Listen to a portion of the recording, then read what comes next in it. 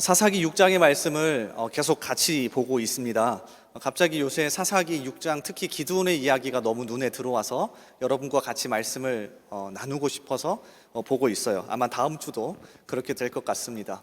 그래서 여러분도 6장 또 7장, 8장 이렇게 기드온과 이스라엘이 당시 미디안과의 압제 속에서 하나님 안에서 어떻게 문제들을 해결하고 또 어떻게 하나님을 만났는지를 살펴보시면 큰 유익이 있을 거라고 생각합니다.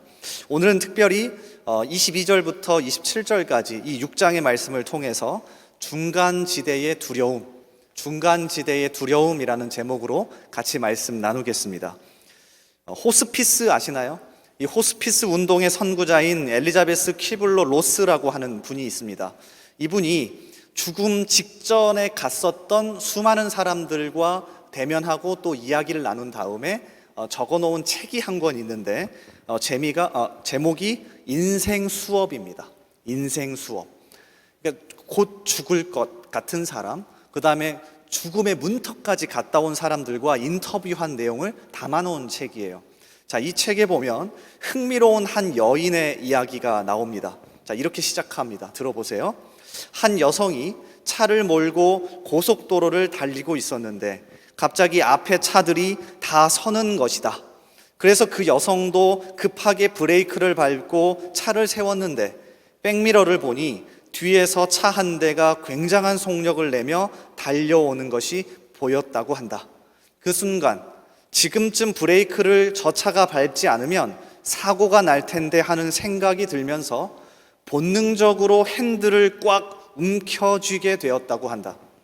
그리고 그 다음 어떤 일이 일어났는지 그녀가 이렇게 기록하고 있다. 순간 나는 운전대를 움켜쥐고 있던 내 손을 내려다보게 되었습니다. 그러니까 우리도 그럴 때 있잖아요. 굉장히 긴급한 순간에 그 찰나에 인생 전체가 떠오르는 그런 기억들 있지 않습니까? 나는 순간 운전대를 움켜쥐고 있던 내 손을 내려다보게 되었습니다. 의식적으로 꽉 잡았던 것은 아닙니다. 나도 모르게 그렇게 한 것이고 그것이 내가 그때까지 살아온 방식이었습니다. 죽음의 그 순간 앞에서 내 삶의 모든 것이 벌거벗겨진 것 같았습니다. 계속 이런 식으로 살고 싶지도 않았고 이런 식으로 죽고 싶지도 않았습니다.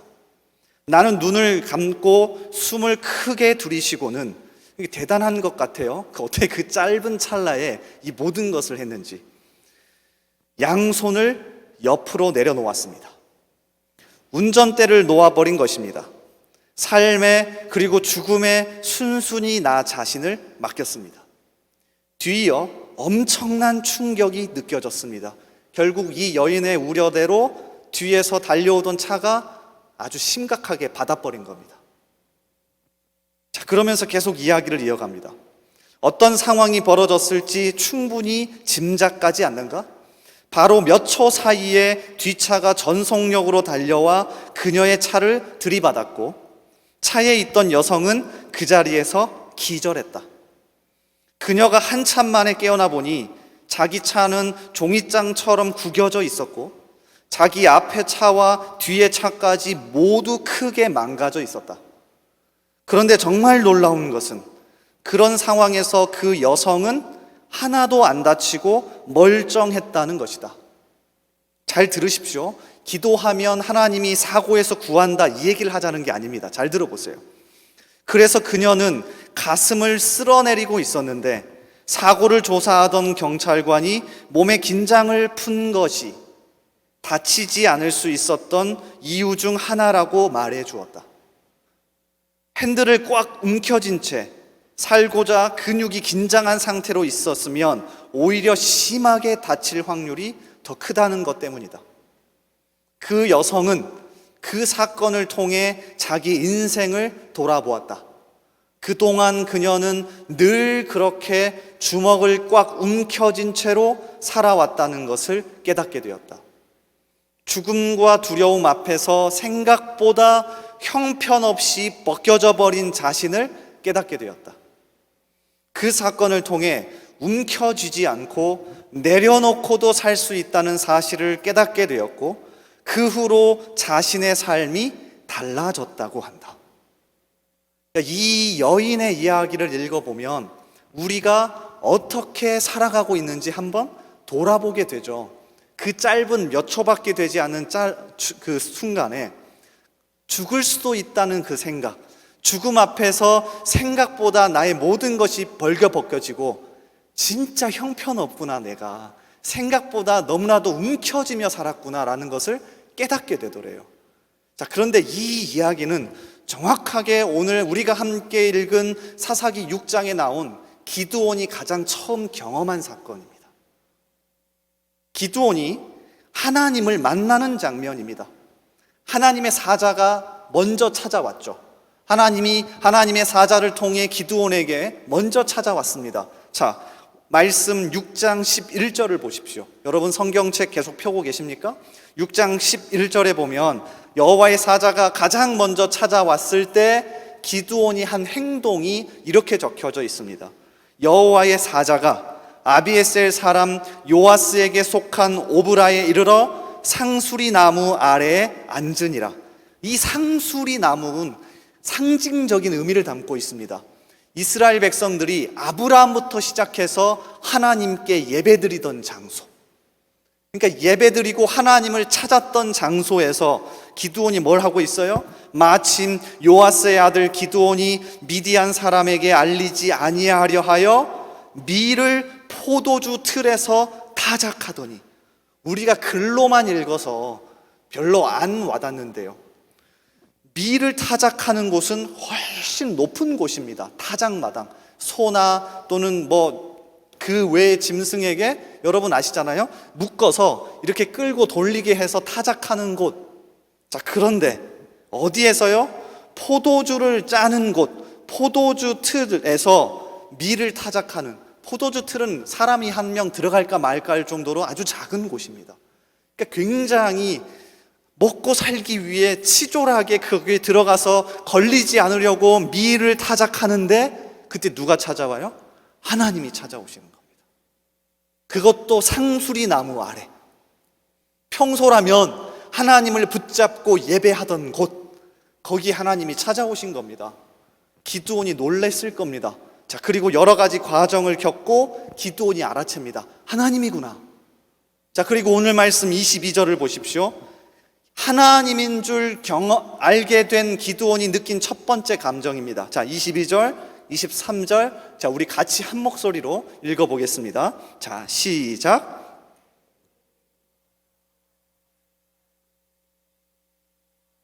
주 여호와여, 내가 여호와의 사자를 대면하여 보았나이다 하니 여호와께서 그에게 이르시되 너는 안심하라, 두려워하지 말라, 죽지 아니하리라 하시니라.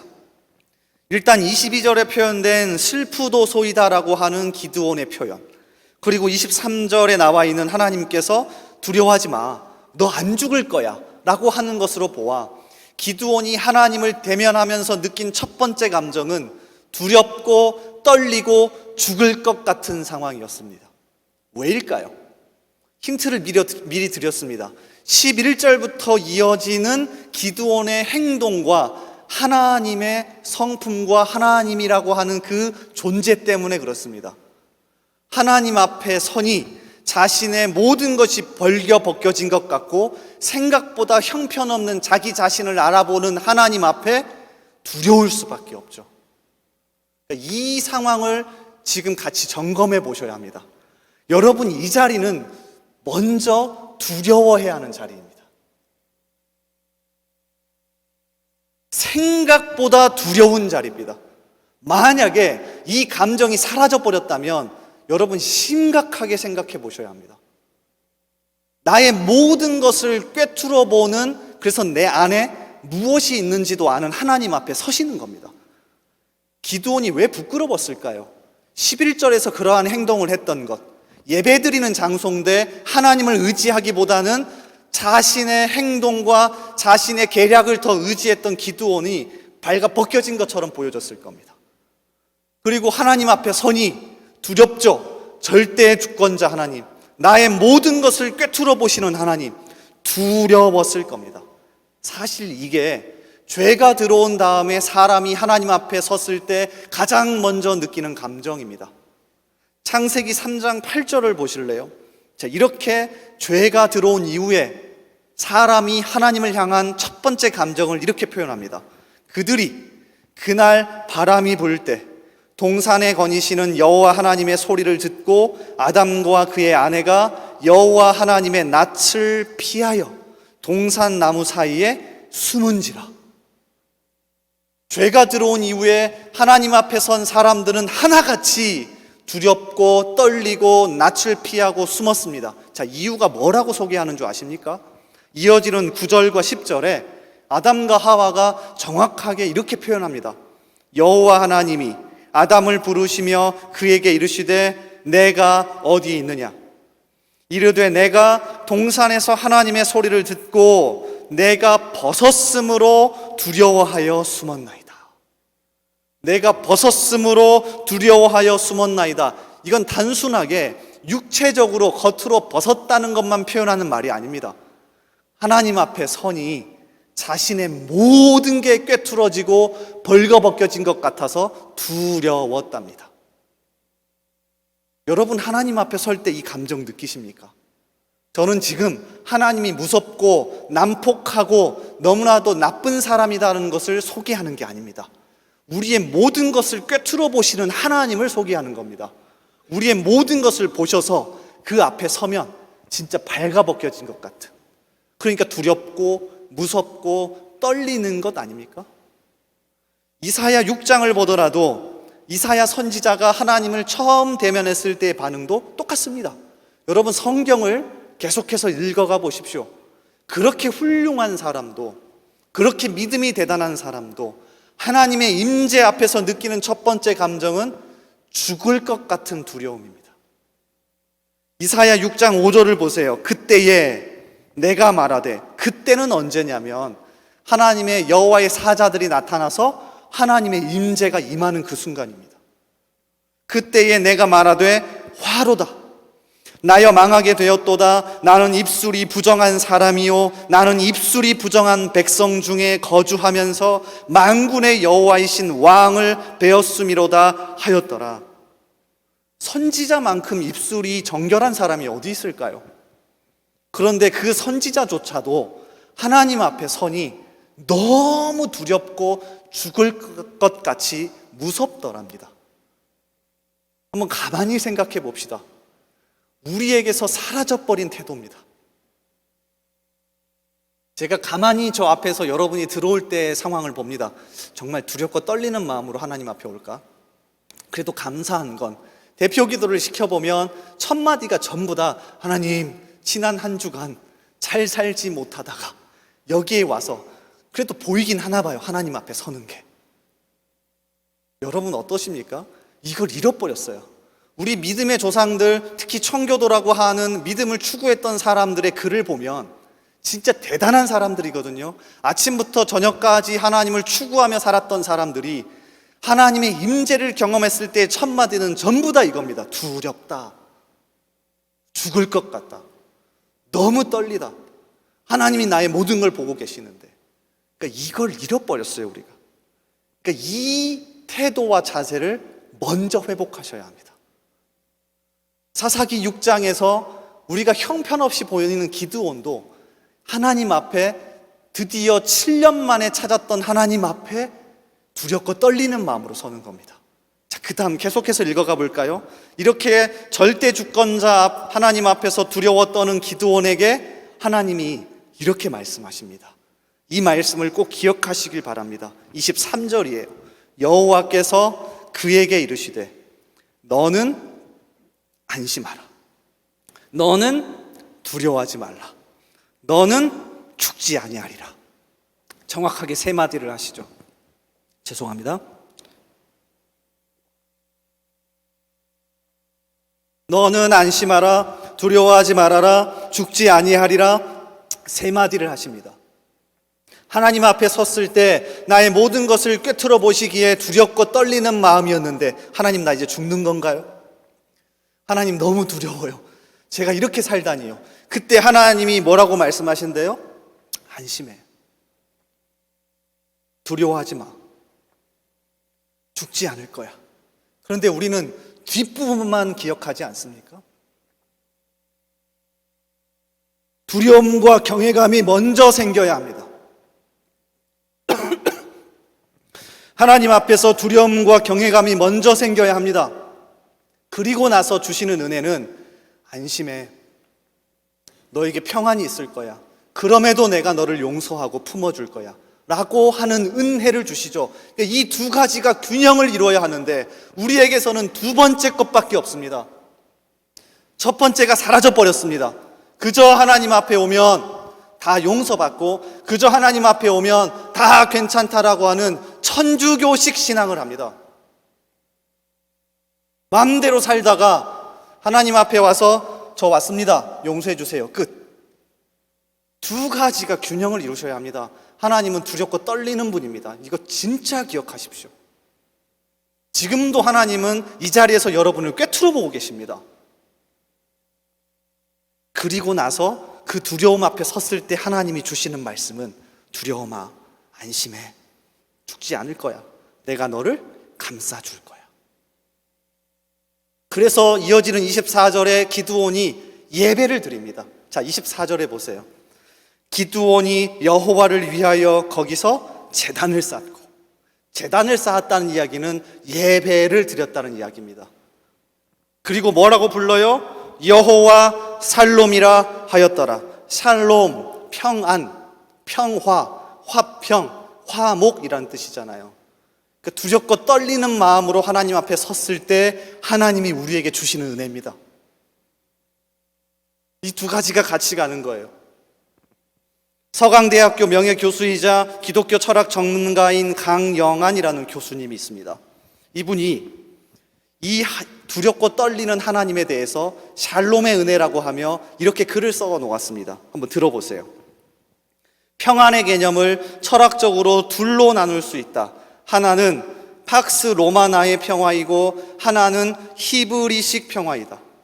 팍스 로마나의 팍스에서 영어 피스, 평화라는 피스란 단어 있죠? 피스가 파생되었는데 팍스 로마나를 우리말로 하면 로마식 평화라는 뜻이다. 로마식 평화는 힘으로 눌러서 얻는 평화이다.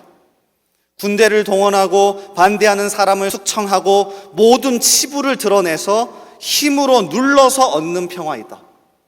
반면 히브리식 평화를 상징적으로 드러내는 단어는 샬롬이다. 샬롬은 상대방을 힘으로 누르고 억압하고 죽여서 얻는 평화가 아니다. 글자 그대로 두렵고 떨리는 마음으로 절대자 하나님 앞에 섰을 때 하나님께서 관계 회복을 통해 주시는 상태를 말한다.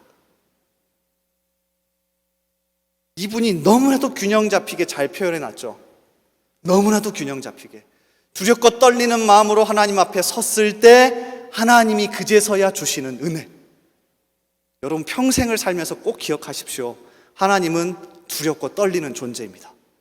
절대 주권자 하나님입니다. 그런데 그 하나님 앞에 항복하고 내 모든 것이 벗겨진 것 같이 섰을 때서야 그제서야 주어지는 게 평안입니다. 샬롬입니다. 이 은혜가 있기를 바랍니다.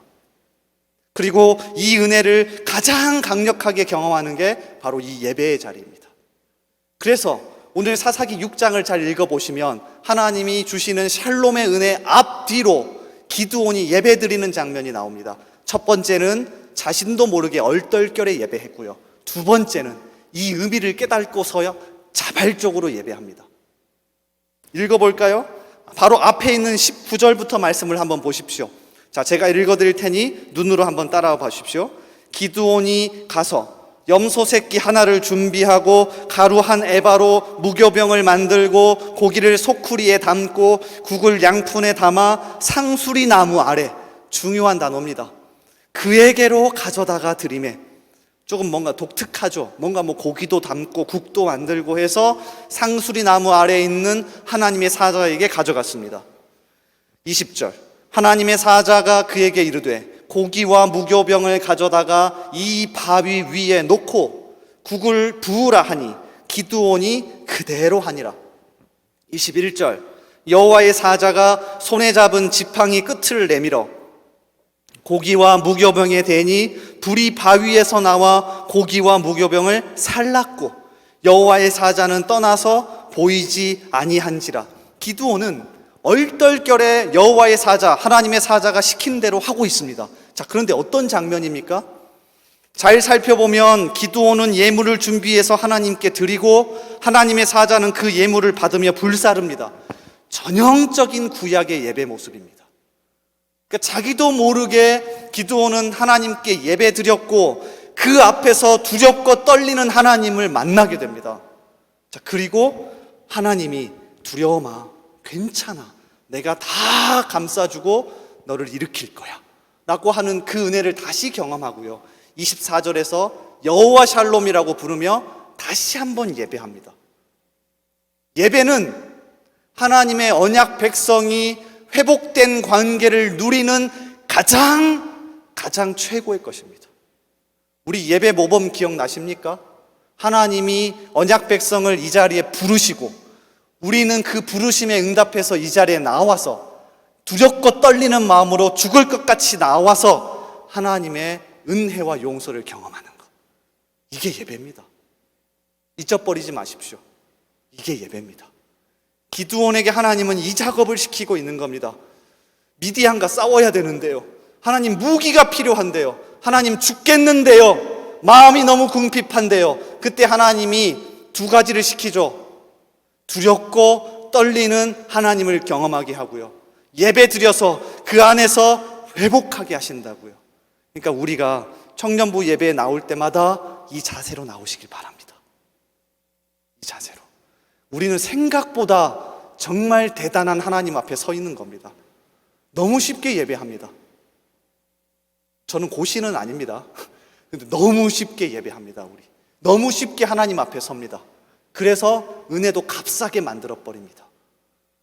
정말로 우리가 앞으로 예배 드릴 때마다 하나님 앞에 이렇게 나오시고요, 하나님이 두려워하지 마라, 안심해라, 평안을 주시는 그 하나님을 경험하는 저와 여러분 되기를 간절히 소원합니다.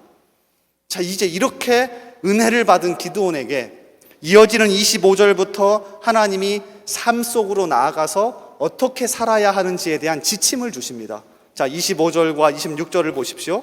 예배 잘 드렸고요, 은혜 받았고요, 두렵고 떨리는 하나님 앞에 섰고요, 거기서 샬롬의 은혜도 얻은 기드온이 이제 은혜가 충만해서, 힘이 충만해서 삶으로, 세상으로 나가는 장면입니다. 자, 25절과 26절에 보니 하나님께서 조금 복잡한 듯한데 몇 가지 지침을 주시죠. 그날 밤에 여호와께서 기드온에게 이르시되 내 아버지에게 있는 수소 곧 7년 된 둘째 수소를 끌어오고, 자, 여기서 둘째 수소는 우리말로는 둘째라고 되어 있지만 기름진을 뜻하는 단어입니다. 그러니까 기름진 7년 된 숫소를 끌어오고 내 아버지에게 있는 바알의 제단을 헐며 그 곁에 아세라 상을 찍고 또 이 산성 꼭대기에 내 하나님 여호와를 위하여 규례대로 한 제단을 쌓고 그 둘째 수소를 잡아 내가 찍은 아세라 나무로 번제를 드릴지니라 하시니라. 복잡한데요, 간단합니다. 자기 아버지의 집에 두 가지가 있었습니다. 하나는 바알의 제단이고요, 바알을 섬기는 제단, 예배하는 곳이 있었고, 또 하나는 이것과 짝을 이루는 아세라라고 하는 사람의 목상, 그러니까 나무로 만들어진 우상이 있었습니다. 그러니까 하나님이 이 두 개를 제거하라고 이야기하십니다. 야, 너 은혜 받았잖아, 너 진짜 이제 힘이 넘쳐나잖아, 자, 이거 한번 해보자. 그 다음 제거한 그 자리, 거기에다가 하나님을 예배할 수 있는 예배의 단을 쌓으라고 하시고요, 두 번째로 아까 찍어버린 아세라 그 목상의 나무로 불을 떼워서 예배를 드리라고 하십니다. 그러니까 어려운 게 아닙니다. 생각보다. 바알의 제단을 헐고 아세라 목상을 찍고 그걸 이용해서 불을 떼워서 예배하면 돼요. 은혜가 충만합니다. 두려워 떨며 죽을 것 같은 하나님 앞에 섰는데 하나님이 평안의 은혜를 주셨습니다. 예배 한번 잘 드렸습니다. 자, 그리고 딱 나가는 겁니다. 어떻게 할까요? 잘할 수 있는 것 아닙니까? 자, 그럼 어떻게 하는지 살펴보겠습니다. 27절. 이 상황이 우리를 정말 당황스럽게 합니다. 27절 우리 한번 같이 읽어볼게요. 자, 큰 소리로 한번 같이 읽어볼까요? 자, 시작.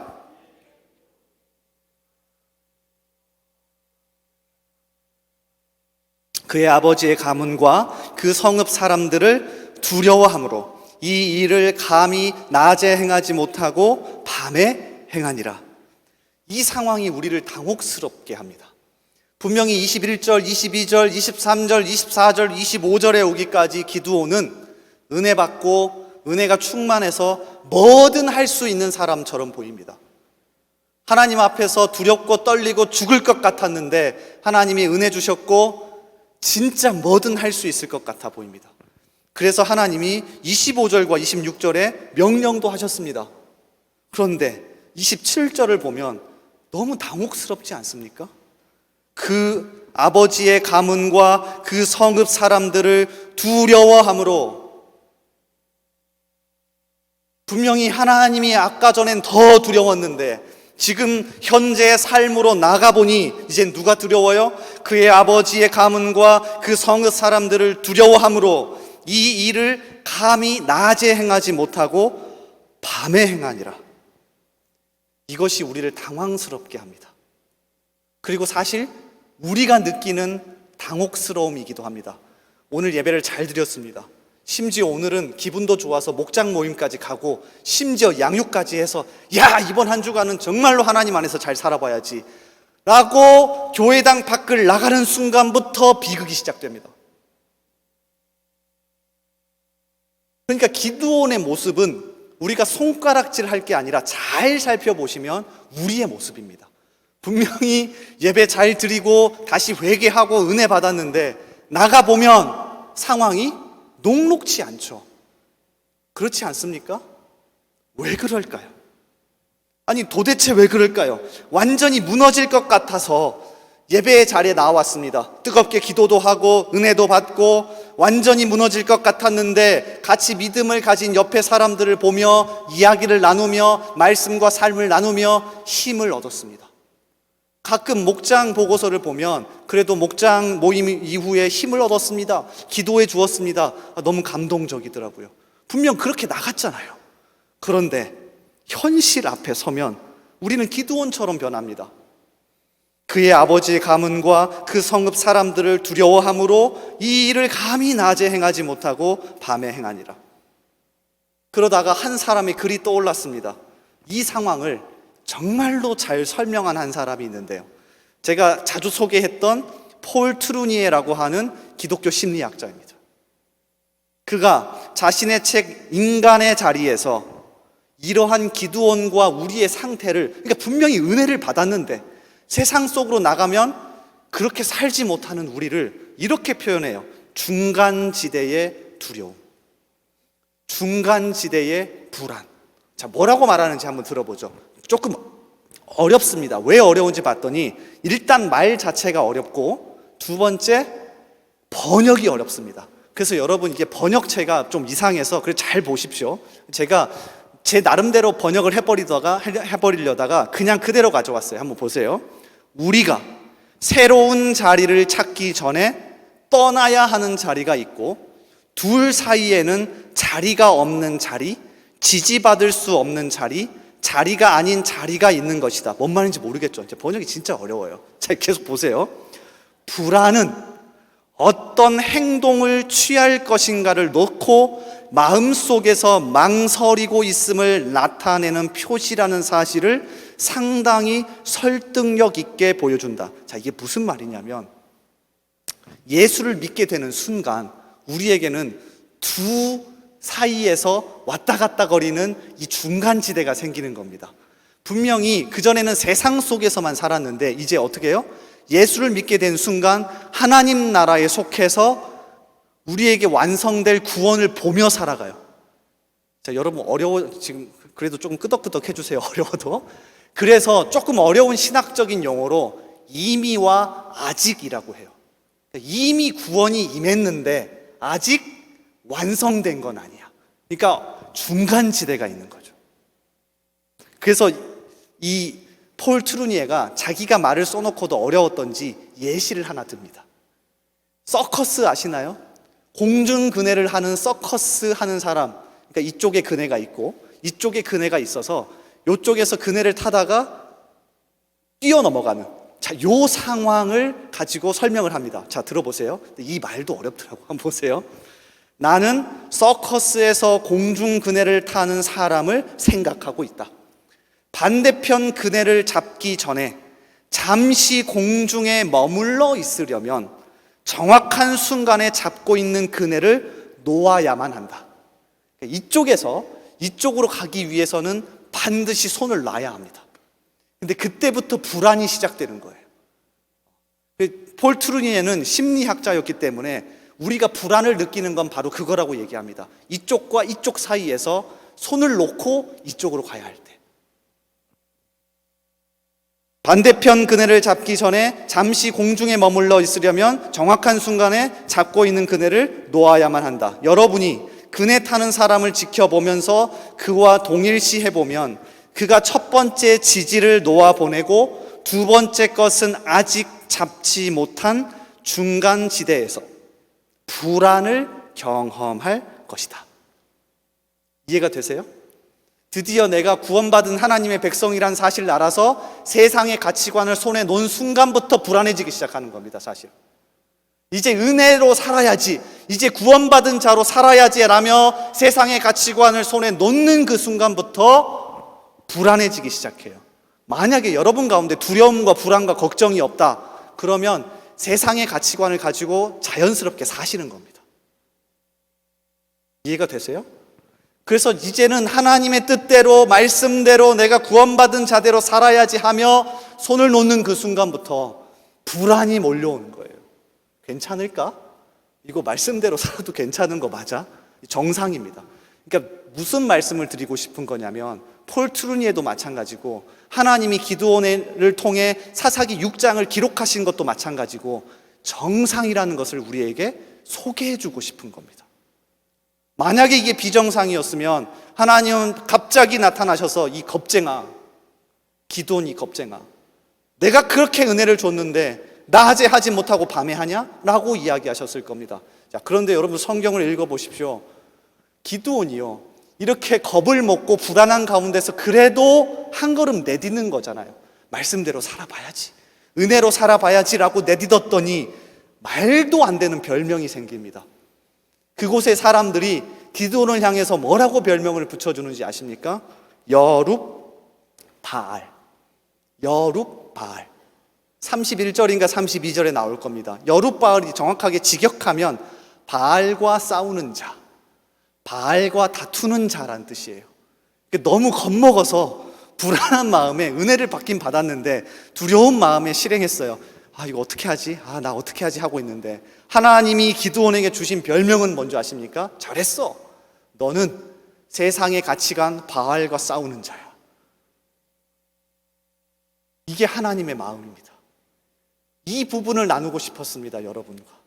우리 하나님은 두렵고 떨리는 자가 맞습니다. 절대 주권자니까요. 그래서 그 하나님 앞에 섰을 때 하나님 어떻게 하죠? 제가 잘 살지도 못하고요, 제 안에 죄악도 많고요, 제 하나님 앞에 서니 저의 모든 것이 벌겨 벗겨진 것처럼 너무 무섭습니다. 그때 하나님이 우리에게 은혜를 주신다고요. 괜찮아, 샬롬, 내가 너를 덮어줄 거야, 내가 너를 사랑해 줄 거야. 그리고 나서 그 은혜를 품고 하나님 잘 살아볼게요 하고 나갔는데 여전히 제대로 살지 못하고 돌아왔을 때 야, 이놈의 새끼야가 아니라, 그래, 그 중간지대에 불안과 두려움이 있지. 이 손을 놓고 여기를 향해 갈 때 두렵고 떨리잖아. 괜찮아, 낙담하지 마, 정죄하지 마. 잘 같이 격려하며 위로하며 겸손하게 살아보자. 이게 우리 하나님의 마음이고요, 이게 우리의 자세가 되어야 합니다. 여러분, 정죄하십니까? 내가 얼마나 잘 산다고 옆에 있는 사람을 향하여서 손가락질하고 정죄하고, 또 반대로 낙담하십니까? 내 자신을 향하여서 와, 나는 쓰레기 같은 존재야, 이것밖에 못 살다니. 또는 너무 쉽게 자기 합리화해 하십니까? 아, 목사님이 어차피 여기서 손 놓으면 두렵대, 아니 어차피 안 되는 거야 하면서 자기 합리화를 하며 사실 겁니까? 아닙니다. 우리는 겸손하게 이 상황을 인정하며 격려하고 기도하고 이 중간지대의 두려움과 불안 속에서 서로 협력해서 살아가는 거죠. 그래서 이따가 목장 모임을 하실 때 서로 이러한 상황을 나누고 격려하고 위로하고 기도해 주시길 바랍니다. 그래서 이 사람들이 다시 힘을 내서 세상 속에서 살아가죠. 그리고 실패할 수도 있어요. 조금 어려울 수도 있어요. 그래도 치열하게 살잖아요. 그리고 나서 돌아와서 우리 목장 식구들 보면 눈물 나지 않겠습니까? 고생했어. 잘 살다 왔어. 야, 이쪽 손 한 번 놔보니까 저거 잡으려고 쫓아가는 거 너무 무섭지 않더나? 고생했어. 우리 다시 기도하자. 은혜 받자. 이게 진짜 멋진 교회 공동체 아닙니까? 이 모습, 이 자세와 태도로 함께 살아갈 수 있기를 소원해요. 한 사람의 책으로 오늘 설교를 마칠까 합니다. 제가 참 좋아하는 사람, 전 너무 금사빠인 것 같아요. 다 좋아해. 누구든 다 좋아해. 필립 얀시라고 하는 분이 교회, 나의 고민, 나의 사랑이라고 하는 책을 쓰셨습니다. 그래서 이 책에서 제가 아마 저번에 한번 읽어주었던 부분일 거예요. 자, 이렇게 이야기하는데 오늘 말씀과 참 연결됩니다. 한번 띄워주실래요? 아니고요. 제가 읽어드릴게요.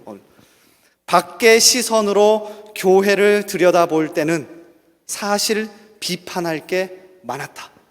하지만 일단 교회 내부로 깊숙이 들어와 헌신하게 되자. 자, 아까 그 상황이에요. 이제 은혜 받고 이제 제대로 살아봐야지. 신약 성경이 제시하는 교회의 모범을 그대로 실천하기가 얼마나 어려운지 나는 깨닫게 되었다. 이제 교회에 헌신하고 있는 나는 교우의 실패를, 옆에 동료의 실패를 조금 더 동정적인 눈으로 바라볼 줄 안다. 드높은 이상을 제시해 놓고 정작은 질퍽거리는 땅으로 걷게 한다면 우리는 확실히 좌절할 것이다. 그러나 리차드 로우가 말하듯 교회는 바로 그 좌절을 통해서 우리를 거룩함에 이르게 한다. 여러분 두려워하지 마십시오. 괜찮습니다. 원래 어려운 거예요. 한쪽 손을 놨잖아요. 그래서 다른 한쪽 손을 잡기 위해 열심히 쫓아가십시오. 서로 격려하시고요. 서로 조금 더 동정적으로 봐주시고요. 위로하시고요. 이런 공동체 되기를 주님의 이름으로 소원합니다. 우리 같이 찬양하며 기도의 자리로 나아가기를 원합니다. 우리 다 같이 한번 자리에서 일어나 보실래요? 일어나서 같이 찬양하며 또 결단하고 기도할 수 있기를 바라요. 우리 같이 자리에서 일어나 봅시다. 이 시간 아무것도 두려워 말라라고 하는 찬양을 할 겁니다. 자, 제가 찬양의 가사를 읽어드릴 테니까 한번 들어보세요. 아무것도 두려워 말라. 주 나의 하나님이 지켜주시네. 놀라지 말라. 겁내지 마라. 주님 나를 지켜주시네. 자, 이게 하나님 앞에 섰을 때 두렵고 떨리지만 주시는 은혜이죠. 계속 볼까요? 내 마음이 힘에 겨워 지칠지라도 주님 나를 지켜주시네. 세상에 험한 풍파 몰아칠 때도 주님 나를 지켜주시네. 자, 이 마음으로 이 찬양의 가사가 내 신앙 고백이 되고 우리의 힘이 되길 바랍니다. 우리 같이 찬양하며 기도의 자리로 나아갑니다. 아무것도 두려워 말라.